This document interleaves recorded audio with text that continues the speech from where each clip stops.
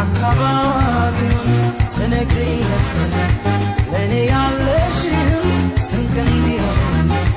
ደግ ሀሳብሽን የሆነው ይስራ አዲሱ